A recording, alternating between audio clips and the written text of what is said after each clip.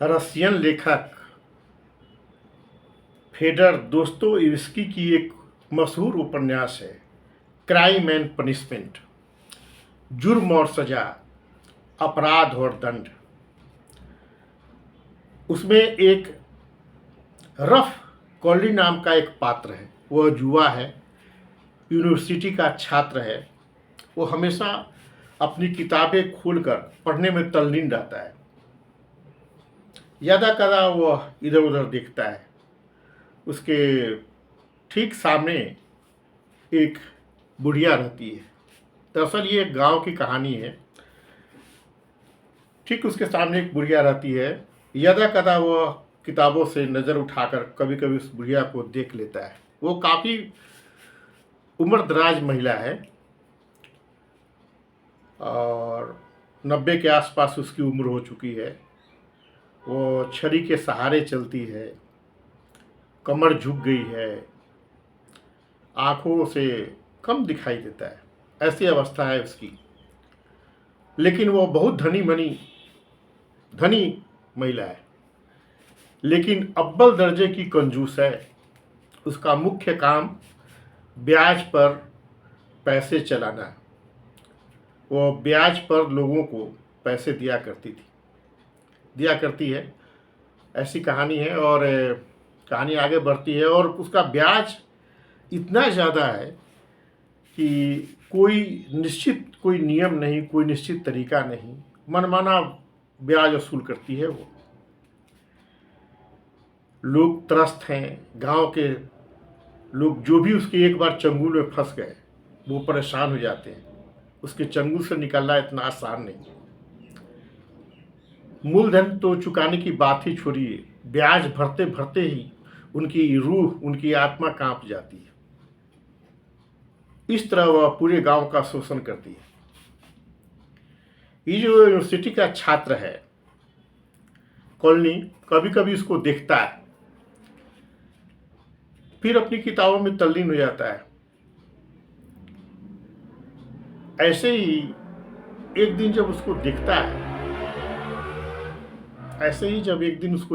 है तो उसके जहन में ख्याल आता है, इसकी तो उम्र इतनी ज्यादा हो गई, इसकी कमर झुक गई है, ठीक से खड़ा नहीं हो पाती, इसके आगे पीछे कोई नहीं, न कोई रिश्तेदार, न कोई बाल बच्चे, ये क्यों अभी तक जिंदा है? ये मर क्यों नहीं जाती?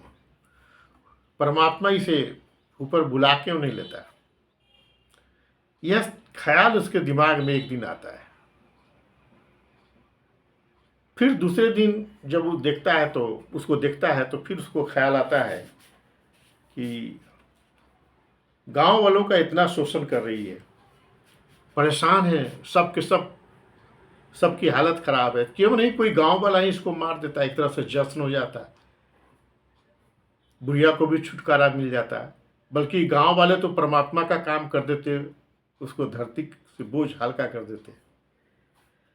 यह विचार उसके जहन में बैठने लगा। ऐसे ही सोचते सोचते एक दिन उसने सोचा, गौर से देखा बुढ़िया को और कहा कि आखिर मैं यहाँ बैठा बैठा क्या कर रहा हूँ? यह काम तो मैं भी कर सकता हूँ, और क्या मुश्किल है, इसको मारने में तो कोई बहुत ज़्यादा परेशानी है नहीं। फिर उसने अपने माथा को झटका, न जाने ये कौन सा ख्याल मेरे मन में आ गया। घबरा गया वो, देखा कि ये तो बहुत गलत है। थोड़ी देर के लिए वो विचार, जो उसके मारने का जो ख्याल उसके दिल में आया था, उसको झटक दिया माथे और सामान्य हो गया। धीरे धीरे समय बीतने लगा। वो हर रोज ऐसे ही बुढ़िया को देखता था और ये ख्याल बार बार उसको आता था, कोई क्यों नहीं इसको मार देता है। उसके न चाहने के बावजूद भी ये ख्याल उसके जीवन में बार बार उठने लगा, ये तो धरती पर बोझ है ना, इसको तो मार देना चाहिए, चाहे कोई इसको मार दे, क्यों नहीं हम ही मार दे। ऐसा ख्याल बार बार उसके मन में संघनित होता चला गया, रिपीट होता चला गया बार बार। एक दिन क्या हुआ, ऐसी बुढ़िया को देख रहा था, तभी उसको जहन में बात आया कि अरे अब तो यूनिवर्सिटी का एग्ज़ाम आ गया। वो यूनिवर्सिटी का छात्र था, यूनिवर्सिटी में फी जमा करने थे, उसके पास पैसे नहीं थे। तो अचानक उस बुढ़िया का ख्याल आया कि वो तो गिरवी रख करके पैसे दे देती है। उसके पास एक घड़ी थी। उसने सोचा कि चलो इस घड़ी को गिरवी रख कर उससे पैसे ले लेते हैं। यही सोच करके वो उसके पास गया, उसके घर पर गया, दस्तक दिया। बुढ़िया तो ऐसे ही टहल रही थी, देखा उसको, थोड़ा अभिवादन हुआ। अभिवादन के बाद में बुढ़िया ने पूछा क्या करने। अब बतलाया इसने कि मेरा विश्वविद्यालय का परीक्षा है और फी के लिए पैसे नहीं है, ये घड़ी है, इसे बंधक रख लो और हमें कुछ पैसे दे दो। बुढ़िया ने गौर से उसको ऊपर से नीचे तक देखा, उसके हाथ से घड़ी ली और खिड़की के पास चले गई। सूरज ढलने ढलने का था, लेकिन अभी खिड़की पर रोशनी आ रही थी। बुढ़िया को तो आंख से कम दिखाई देता था। तो वो उस खिड़की पर चली गई, जा करके खिड़की पर पड़ रही रोशनी पर उस घड़ी को उलट पुलट कर देखने लगी कि आखिर ये कितने कीमत की हो सकती है और कितना पैसा इसको उधार दिया जा सकता है। वो खिड़की पर अभी घड़ी को देख ही रही थी और ये लड़का रफ कॉलोनी ठीक उसके पीछे खड़ा था। अचानक वह आवेशित हो गया लड़का, और अपने सडन एक मस्तिष्क में, जिहन में एक अजीब सी बिजली सी कौंधती कोई फुर्ती आ गई। अचानक सब कुछ हो गया और वह झपट पड़ा बुढ़िया पर। वो तो ठीक पीछे खड़ा था। बुढ़िया का गला उसने पकड़ा और दबा दिया। जैसे उसने गला दबाया, बुढ़िया लड़खड़ाई। वो तो ऐसे भी मरने वाली थी, अब मर जाए तब मर जाए। जैसे उसने गला पकड़ा, वो धड़ाम से नीचे गिर गई और नीचे गिरते ही वो मर गई। अब तो कॉलोनी घबराया, ये लड़का घबराया, बेचैन हो गया, ये मैंने क्या कर दिया।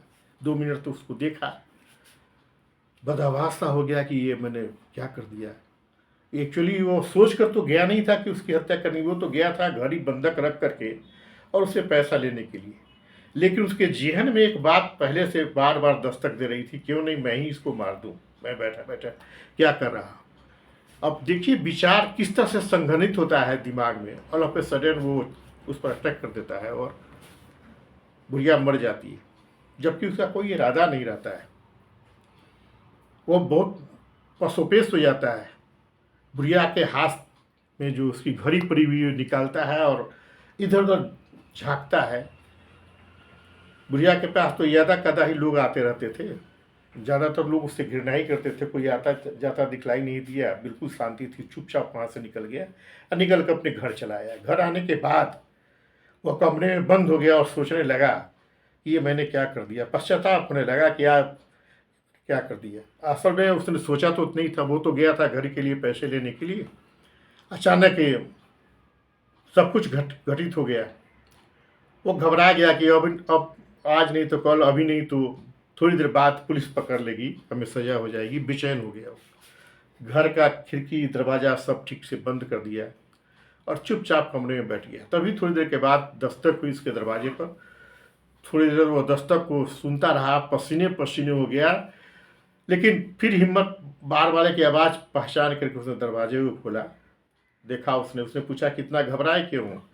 इसने कहा कुछ नहीं, ऐसे ही ठंडक लग रही इसलिए खिड़की दरवाजा सब बंद कर लिया।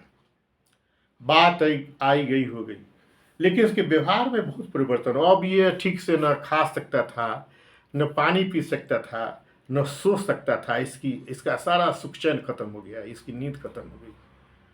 अब रास्ते पर चलता तो देख देख के चलता, कोई बगल से गुजरता तो चीख उठता, घबरा जाता। सामने से आते हुए पुलिस वाले को दिखता तो गली के अंदर भाग जाता। दरवाजे पर कोई दस्तक होती तो लगता है जैसे पुलिस वाले का बूट बज रहा है। दूर कहीं गाड़ियों की सायरन सुनाई देती तो लगता है पुलिस उसी को पकड़ने आ रही है। यहाँ तक कि खिड़की के पार पैरों में हवा के झोंकों से जब पत्ते में सरसराहट होती तो वह पसीने से तरबतर हो जाता है। जिंदगी इसकी दूभर हो गई। इधर पुलिस बुढ़िया के घर पर पहुंचती है। पुलिस तहकीकात करती है, लेकिन कोई साक्ष्य नहीं, कोई गवाह नहीं, है ना, कहीं कोई प्रूफ नहीं था। और प्रथम दृष्टा जो पुलिस को लगता है कि इसकी उम्र ज़्यादा हो गई है, वो गिर गई होगी, गिर कर मर गई होगी, कोई देखने वाला तो था नहीं, देखने सुनने वाला। पुलिस के दिमाग में ये बात घर कर गई। लेकिन इधर पुलिस जितनी शांत शांत तरीके से इन्वेस्टिगेशन कर रही थी, उतनी ही बेचैनी इस लड़के की बढ़ती चली जा रही थी। अब गांव वाले भी इस लड़के में हो रहे परिवर्तन, व्यवहार के परिवर्तन के बारे में थोड़ा सोचने लगे। जब कोई मिलता है तो पूछता है, अचानक क्या हो गया है, बिल्कुल तुम चुपचाप रहते हो, किसी से मिलते नहीं हो। तो जो आदमी पूछता है उस पर झड़प देता है, तो क्या हो गया, तुम कौन हो पूछने वाले, मैं जैसे रहूं तैसे रहूं। उसका यह जवाब सुनकर गांव वालों को थोड़ा सा शक और बढ़ने लगा कि कुछ ना कुछ तो गड़बड़ है, कहीं ना कहीं कुछ गड़बड़ है। लेकिन यह कत्ल कर सकता है, ऐसा किसी ने सोचा नहीं था। कोई सोचा ही नहीं, सोच भी नहीं सकता था, क्योंकि ये सीधा साधा लड़का था, पढ़ने लिखने वाला लड़का था, यूनिवर्सिटी का छात्र था। लेकिन अंदर ही अंदर इतनी बेचैनी इसकी बढ़ गई, कोई कुछ कहे ना कहे, ये इतना घबरा गया कि पुलिस आज नहीं तो कल हमें पकड़ लेगी, हमें सजा हो जाएगी। और इसी घबराहट में एक दिन भागता भागता वो पुलिस स्टेशन पहुंच गया और जाकर पुलिस वाले को कहा कि खेल ख़त्म करो, बहुत तमाशा हो गया, बहुत तुम लोग भाग दौड़ कर लिए, मैं ही कातिल हूँ, पकड़ लो मुझे, मैं आ गया हूँ तुम्हारे सामने। पुलिस अधिकारी जो वहाँ बैठा हुआ था वो बहुत मैच्योर था। उसने इस लड़के को देखा, कहा कि तुम पढ़ने लिखने वाले लड़का हो, है ना, तुम कत्ल क्यों, तुम्हारे पास कोई वजह नहीं उसको कत्ल करने की, तुम्हारा दिमाग खराब हो गया है, भागो यहाँ से, जाओ जाओ, निकलो यहाँ से, भागो। उसने डांट के इसको भगा दिया वहाँ से। फजूल फिजूल बात मत करो, अभी केस क्लोज करने जा रहा हूँ मैं। वो लड़का पुलिस ऑफिसर के पास से थोड़ा सा आगे बढ़ा, फिर दौड़ कर गया और दौड़ कर कहा कि आप यकीन करो, मैंने उसका कत्ल किया है। पुलिस के न मानने के बावजूद भी उसने पुलिस पर इतना दबाव बढ़ाया कि अंततः हार कर पुलिस ऑफिसर ने उसे अदालत तक पहुंचा दिया। अदालत में मजिस्ट्रेट के सामने उसकी पेशी हुई और वहां उसने कहा कि मैंने जुल्म किया है, मैंने ही बुढ़िया का कत्ल किया है। लेकिन कोई एविडेंस नहीं था। सिर्फ उसके कह देने मात्र से मजिस्ट्रेट जज उसको सजा तो दे नहीं सकता था ना, एविडेंस चाहिए। उसने पुलिस को हिदायत दी, इंस्ट्रक्शन दिया जज ने कि इसके अगेंस्ट में साक्ष्य जमा करो, एविडेंस जमा करो। लेकिन अंततः पुलिस उसके अगेंस्ट में कोई एविडेंस जैसे जमा नहीं कर पाई। बुढ़िया का तो कोई था नहीं, न कोई रिश्तेदार था, न उसके दुख और गम में शरीक होने वाला था। दोस्तों, ये कहानी मैं आपको इसलिए सुना रहा हूँ कि आपके जहन में कोई ख्याल अगर भी आता है गलत ना, तो बीज रूप से आपके मन में जमा हो जाता है और वो इतना संघनित हो जाता है कि एक न एक दिन कार्य रूप में परिणत होता हुआ दिखाई देता है। इसलिए ऐसे ख्यालों को जब जहन में आए ना, तो झटक देना ही बेहतर है। इस संबंध में बहुत सारे महर्षियों ने बहुत सारी बातें कही हैं हमारी। नमस्कार।